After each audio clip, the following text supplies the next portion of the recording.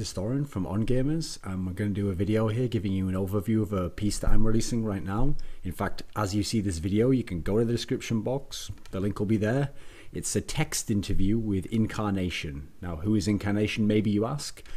This is a player who's very mysterious, actually. He's been known on the solo queue in the European ladder for a long time. Been playing since season 1. He's always been considered like a potential LCS level talent, to the extent that he's kind of taken on a kind of mystique now.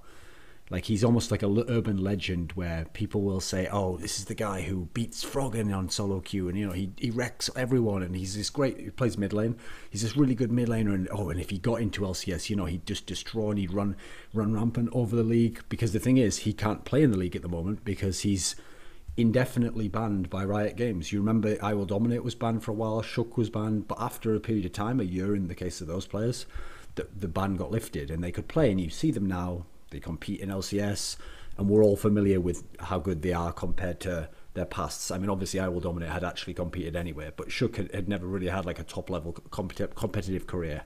Well, the thing is, we still don't know what will happen with Incarnati0n. No one knows if he'll be unbanned, so here's where we get to the topic of the interview, because it's a text interview, remember. This is someone we haven't seen interviews before.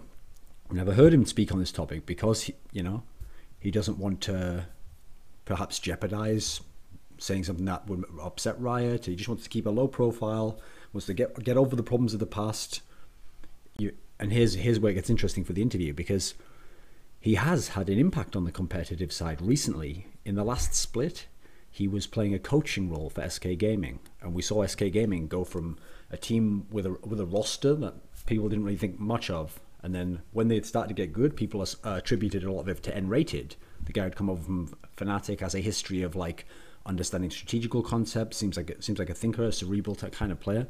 I'm certain he had a role in it, but I think it's interesting that this Incarnati0n guy comes in, because first of all, this SK ended up getting this fairly unknown mid laner called Jesus, also Danish. And this guy came on leaps and bounds as the split went on. And when you consider they had this potentially really skilled solo queue talent in Incarnati0n, then you can extrapolate from there. Oh, maybe he gave him some coaching, maybe he gave him tips, maybe he played him 1v1, got him into top shape, Maybe he gave him information on like, oh, when I play against that guy, with this champion, here's the strengths and weaknesses I would exploit. Well, here's the thing. In the interview, we address all these topics I've discussed here. How would Incarnati0n do if he was to play against a Froggen in solo queue? Does he really destroy him like the people who want to hype him up will say? What does he think of Froggen? How does he think Froggen would do against the top Korean mids, if Faker, Dade, these sorts of guys? What does he think of the evolution of mid as a role in the game, both like the meta of the champions and like the impact it has on the game? We all remember season 2 where an AD carry could be a beast who could carry the whole game as well. The Korean top laners were amazing, but mid's kind of been a consistent like carry role through the game. So where does he see that? What is his specific vision of what he does in SK? How much does he help someone like Jesus? Does he help Jesus specifically? Is he a general coach?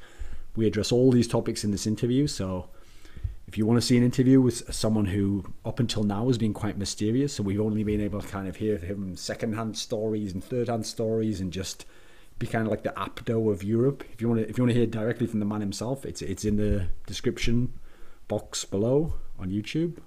Click on the link, enjoy it, and I'll be doing some more of these overview videos as time goes on for my text pieces to kind of give you a feel of what they're about before you have to read them. So enjoy.